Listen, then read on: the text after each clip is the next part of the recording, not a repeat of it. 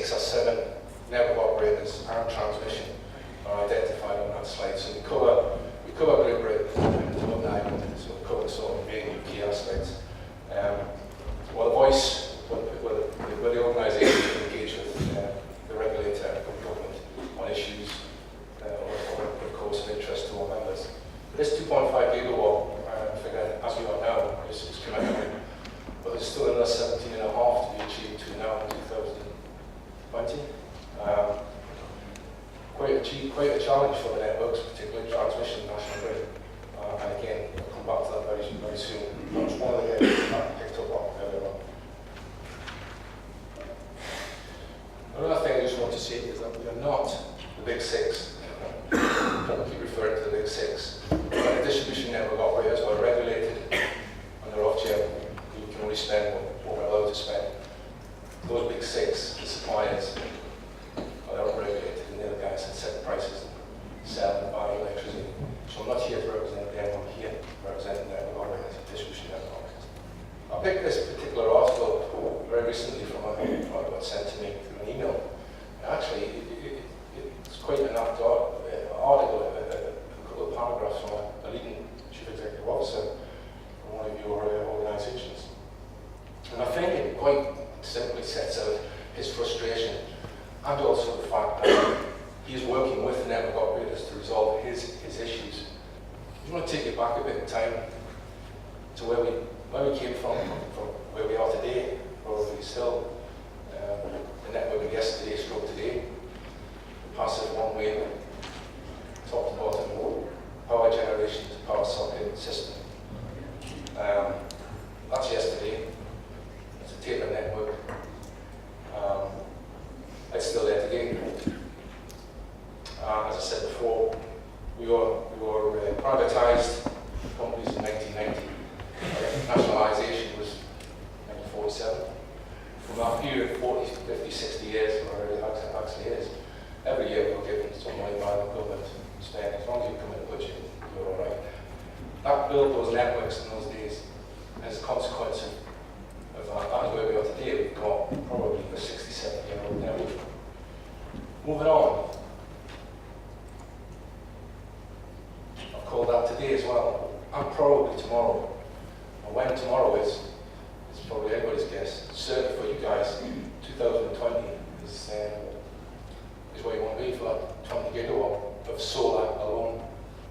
What I've added on here, you see micro generation, small, large scale generation. Now you guys are in there, the large solar. The things I've added on here, we talked about it this morning, as solutions. Not the answer to, not the full answer to the issue, but certainly something that will help get to that ambition of 2020. And another factor that's going to hit the network operators over the next 5 to 10 years, based on the deck scenarios, scenarios of 2030, is we're going to see a possible massive ramp in EVs and heat pumps, which again are all keen to get connected to the network. And of course, they'll bring their own issues. So here we have, the traditional flow that we saw on the previous slide, but now what we have is active flows back, and of course, these are the issues that network operators are starting to see. Apologise for the clarity of this slide, but this is what I saw as a slide of the future. When local communities, as mentioned earlier this morning, local communities producing their own energy, selling it. This slide is a European slide, so things like the third energy package, the developments through NSOE with the network codes, etc., are always trying to see a sort of European common system approach. But it was interesting to see, you can see all the elements of that active management network that we're all transferring to achieve. As I indicated earlier, the issues that the network operators see and have is a list here.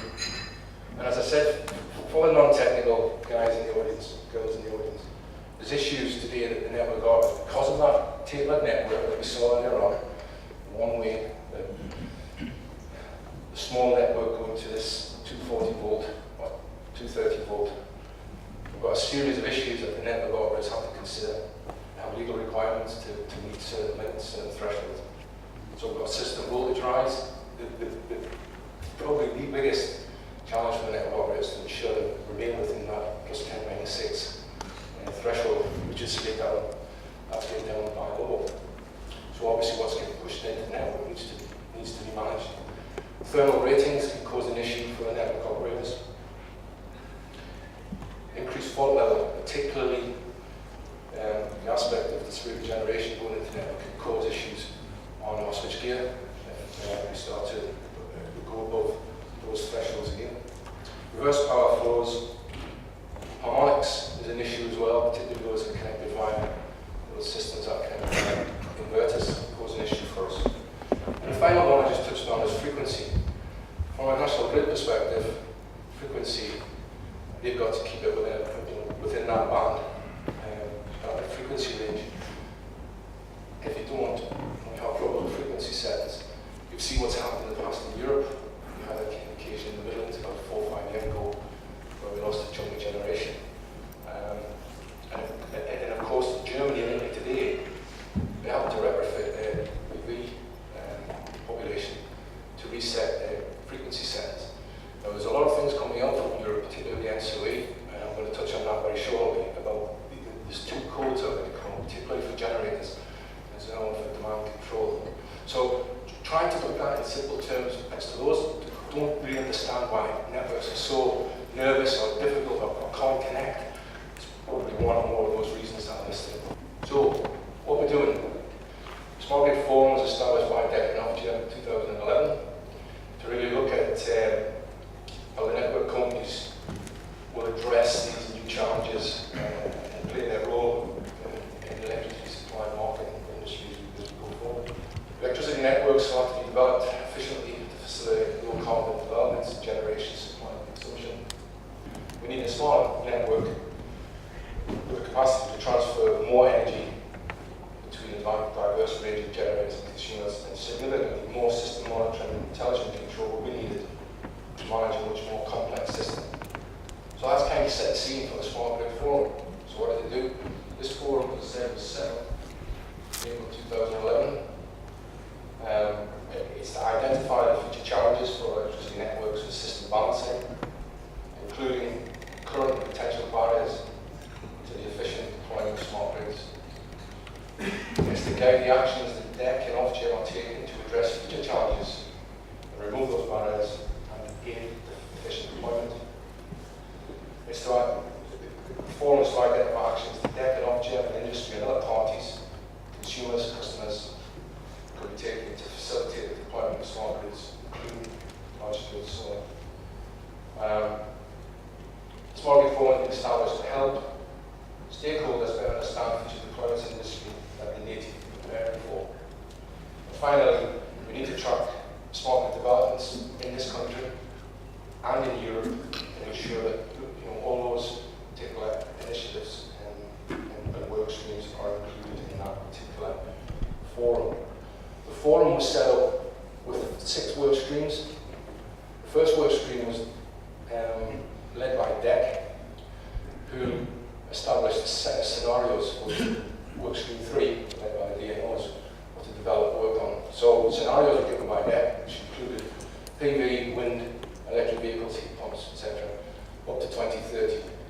So this set the target or scenario for what the DNO in the work stream 3 group had to look at developing effectively a model that they could use as part of the price review. We'll come into that very shortly. So what work stream 3 developed was a network model.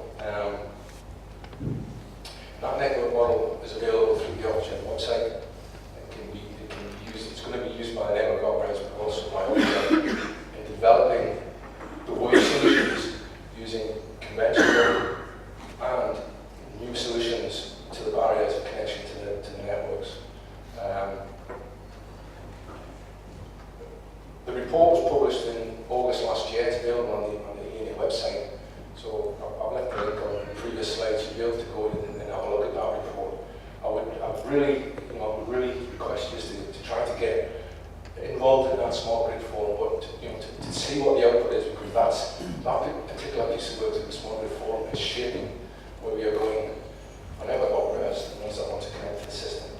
And the key thing is in that work is to develop and include the work that's been done through the Low Carbon Networks Futures Programme, which was a 500 million grant scheme that allowed the network operators to innovate. Again, come to that shortly.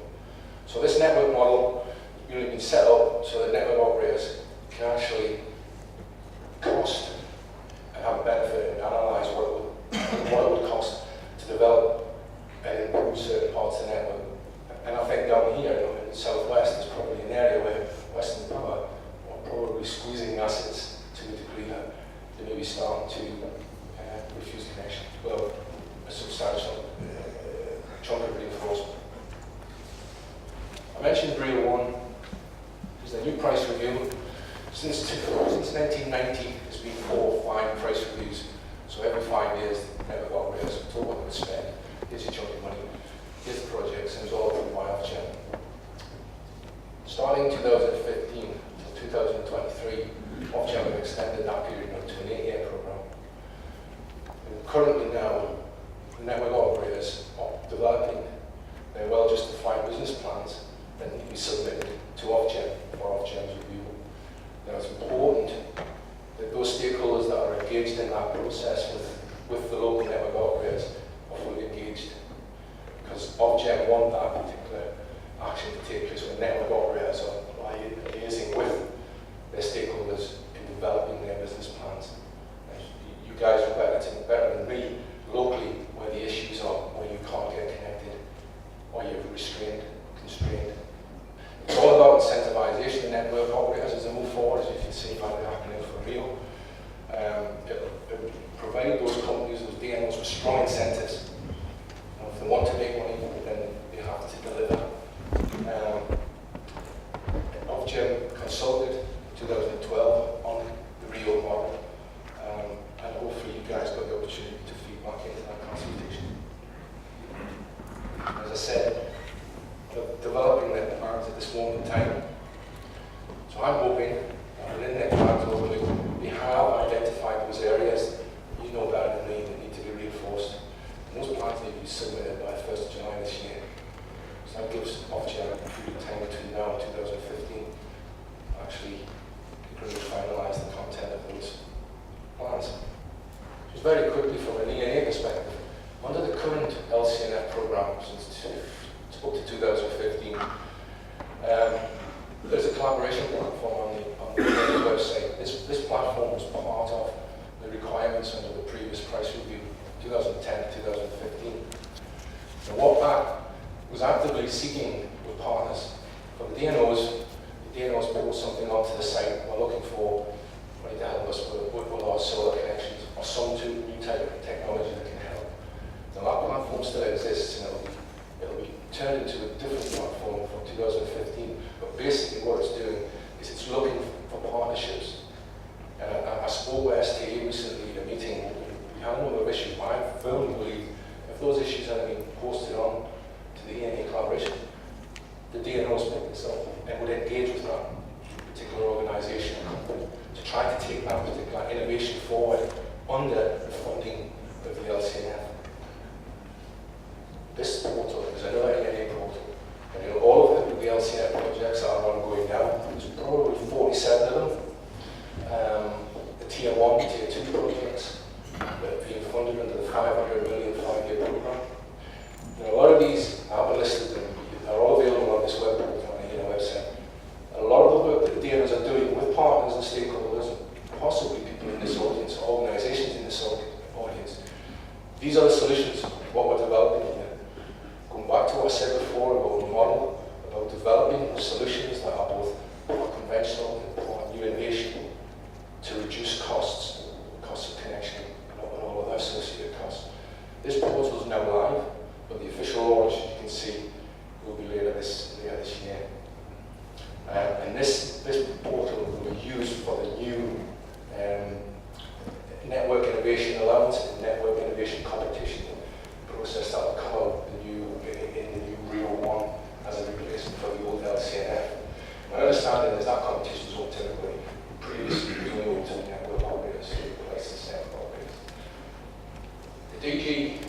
MPG roadshows that took place back end of last year.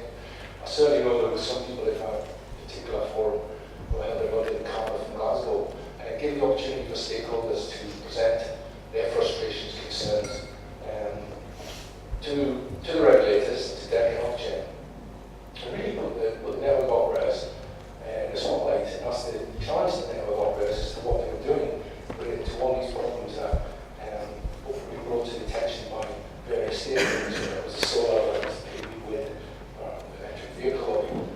What are the DNOs doing? Now, following that, Ofgem wrote to the network operators with a series of questions.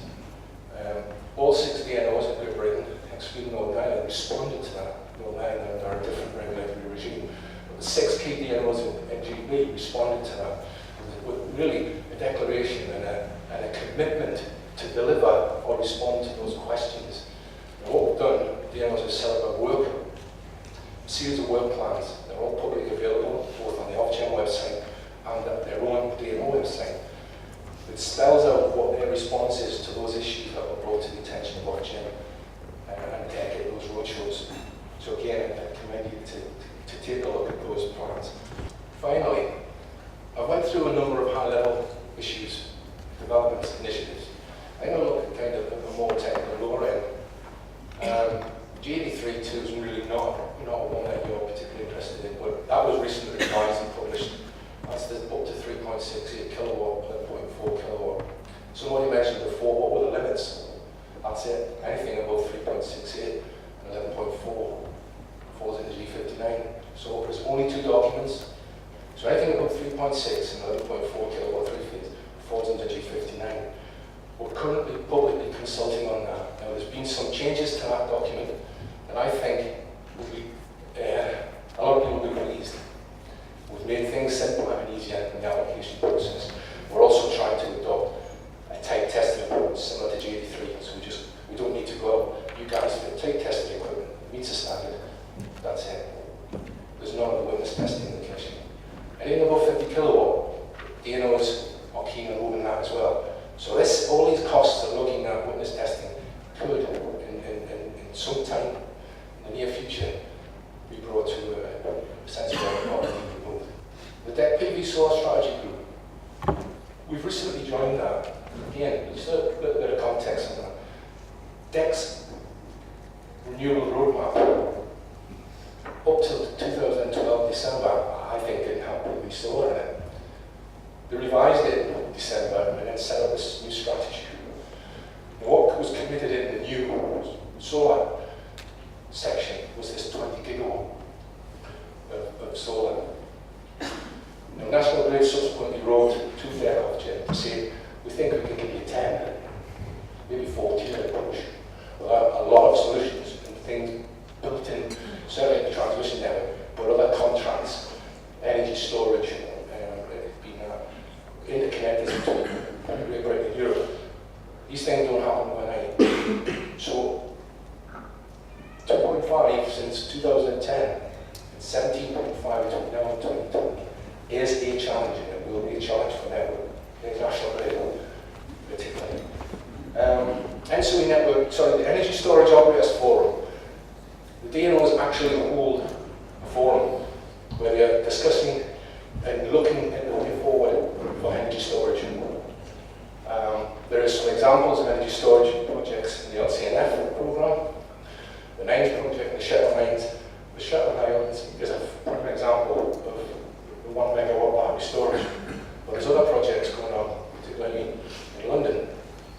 So again, we hold an energy storage operators forum, and you'll be pleased to know I've invited along STA, the large-scale solar industry, to come along to that session and give a presentation, give its issues that we would like to make sure that that forum takes forward from a storage perspective.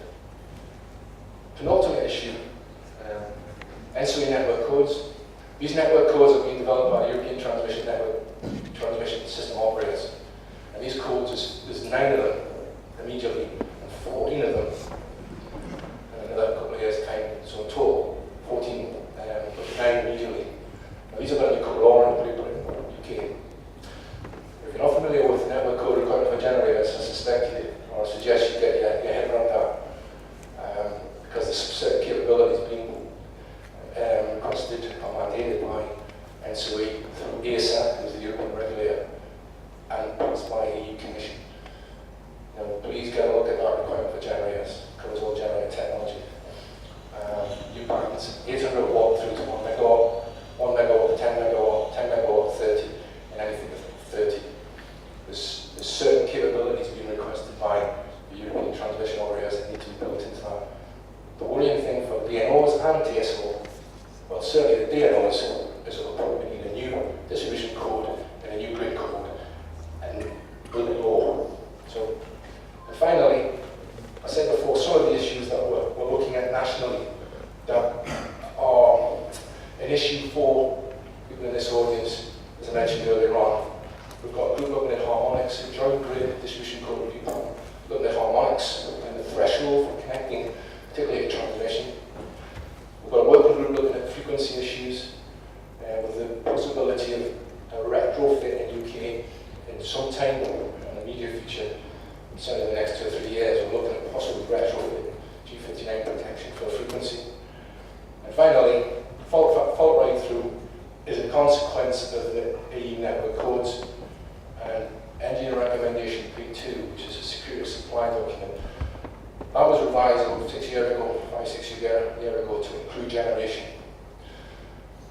A long time's passed and a lot of things have happened in relation to security supply since in those short 6 years.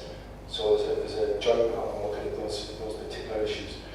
And you'll have noticed I've put a link on a number of the slides that takes you to those particular places if you want to get a bit more detail and a bit more interest in that. So I've rambled on a lot through there. I just want to pick up one final thing. The new centre that's just been opened today, I think it's an excellent initiative. I think it's something that we here certainly needed to have someone who you can really engage with. And a centre such as the one that's been opened today would be fantastic. So for those who are involved in development and making that happen, well done. And certainly we would be looking forward, and the offence members, to engage